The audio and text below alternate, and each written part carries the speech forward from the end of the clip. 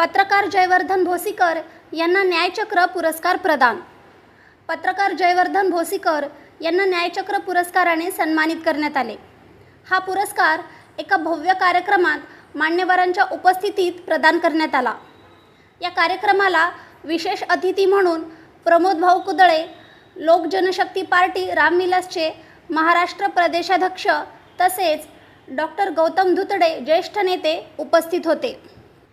कार्यक्रमाचे आयोजन विजयकुमार शितळे यांनी केले होते, तर नगरसेवक सत्यपाल सावंत यांचीही प्रमुख उपस्थिती होती। जयवर्धन भोसीकर यांनी हा सन्मान आपल्या आईवडिलांसमवेत स्वीकारला।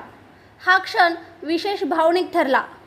शोषित व पीडित लोकांचा आवाज म्हणून ओळख निर्माण केलेल्या भोसीकर यांच्या कार्याचा गौरव म्हणून हा पुरस्कार प्रदान करण्यात आला।